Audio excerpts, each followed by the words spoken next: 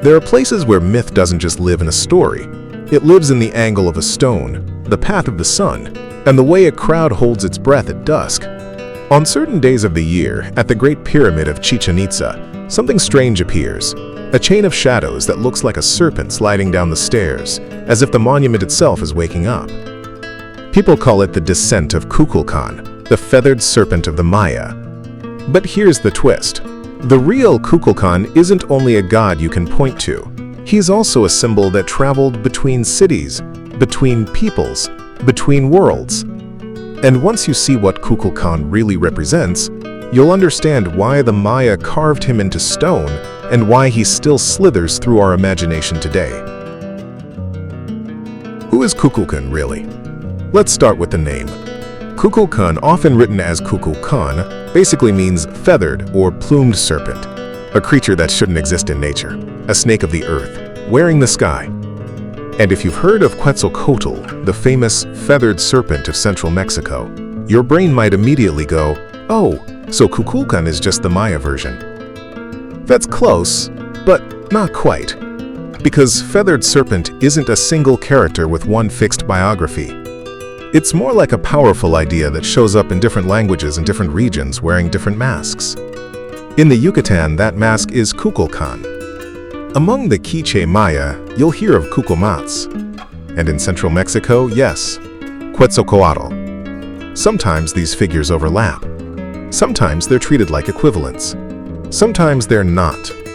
So instead of asking, which one is the original, a better question is, why does this symbol keep reappearing? And what did it mean to the people who built their cities around it? Because Kukulkan isn't only a mythic being, he's a bridge between earth and sky, and between culture and power. The 15-second name puzzle. Quick myth check.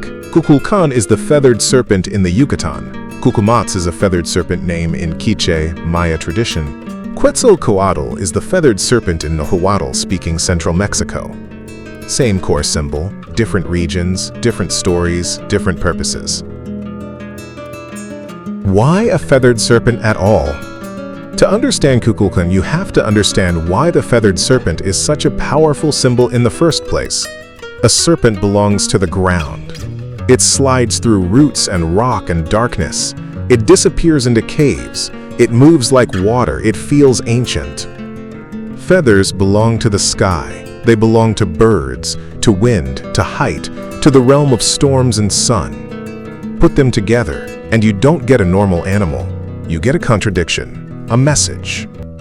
The feathered serpent says, the world is not divided the way you think it is. Above and below aren't separate kingdoms.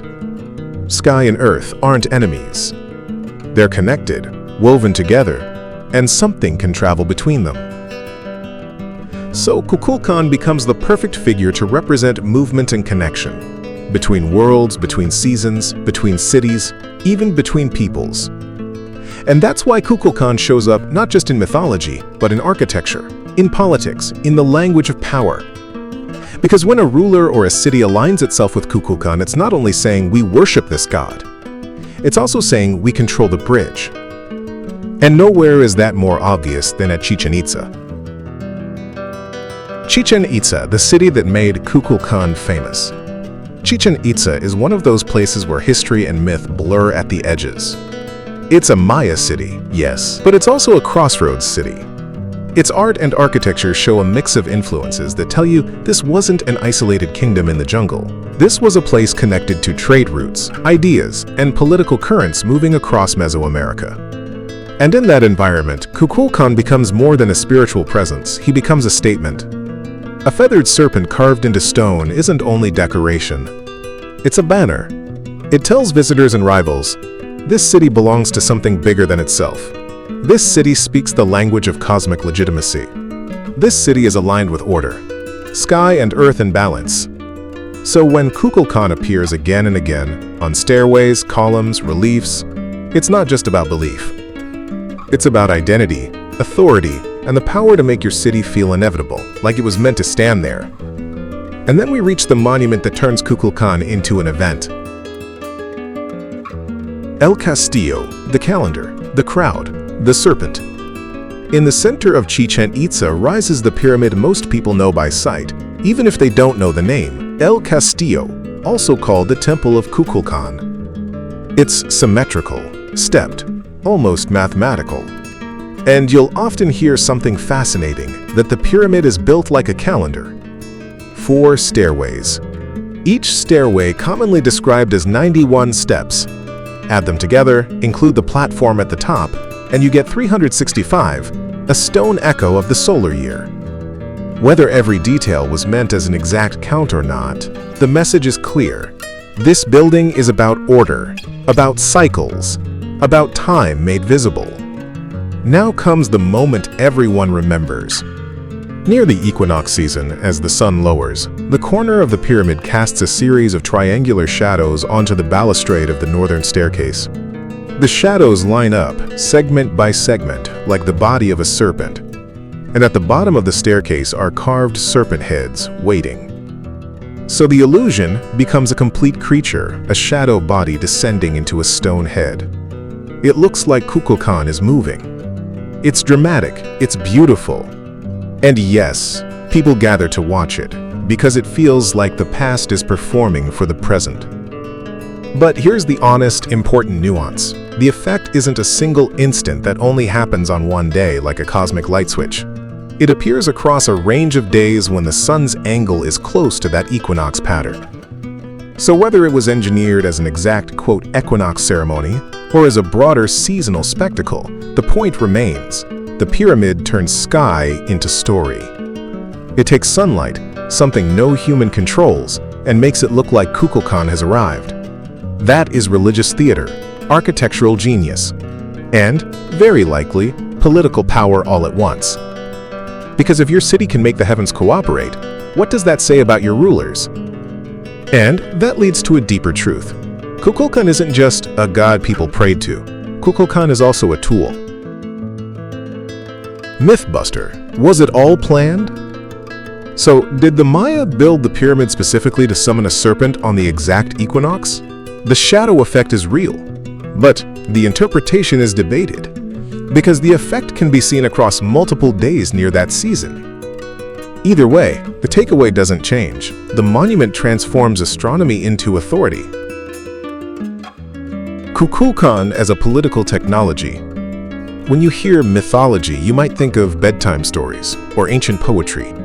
But in real cities, myths are more than stories. They're systems. They tell you who should rule. They tell you why society is structured the way it is. They tell you what's sacred and what's allowed. So imagine a symbol so powerful that multiple cultures recognize it. A symbol that implies connection, legitimacy, cosmic order, and the power to move between realms. That's Kukulkan. In that sense, the feathered serpent becomes something like a political technology, a shared icon that communicates authority without needing translation. If you're a visitor from far away, and you see the feathered serpent carved on a temple, you understand the message. This place is plugged into the sacred network. If you're a local, it reinforces something even deeper. Your rulers aren't just rulers, they're caretakers of balance. And if you're a rival city, it's a warning wrapped in beauty. Their power is backed by the sky. So Kukulkan can be both, a deity of myth and a language of statecraft. And that's why the feathered serpent doesn't stay in one place. It travels. And after Chichén Itzá, Kukulkan's story doesn't end, it changes shape. After Chichén Itzá Mayapan and the second life of Kukulkan, Chichén Itzá doesn't rule forever.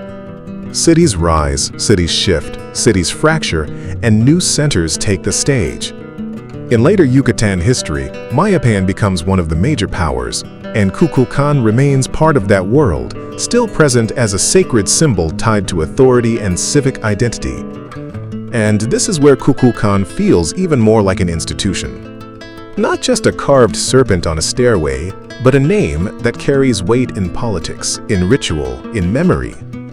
Because once a symbol becomes associated with legitimacy, it's hard to let it go. Even when the old city declines, the icon survives, like a crown passed to a new dynasty. And by now you can see the pattern. Kukulkan is not only a god who descends. Kukulkan is a bridge that keeps getting rebuilt. in new places, for new purposes, but always pointing to the same promise: connection, order, and power that feels bigger than human hands. The hidden pattern, movement. Here's a detail that makes everything click. Every Kukulkan moment is about movement. A serpent moving, wind moving, trade routes moving, shadows moving, time moving. Kukulkan isn't the god of one object, he's the myth of connection itself. Kukulkan today, living memory, not just ruins. It's easy to talk about Kukulkan like he belongs only to stone, to archaeology, to a time that ended. But Maya culture didn't vanish. The Maya are still here, with living languages, living traditions, and living identities.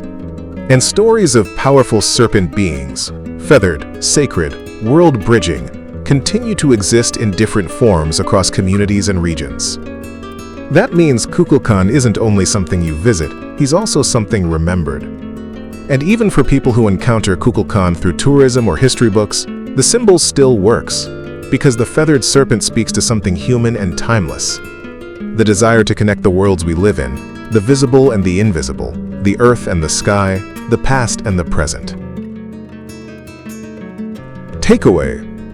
So who is Kukulkan? He's a serpent that wears feathers, a contradiction made sacred. He's the shadow that seems to move on a pyramid staircase, turning sunlight into myth. He's a symbol that traveled across cultures, not as a copy, but as a powerful language people understood. And above all, Kukulkan is a bridge. Between realms, between cities, between stories and stone. If you want, next we can do a full comparison episode: Kukulkan, Kukumats, and Quetzalcóatl. Same feathered serpent core, 3 different mythic worlds,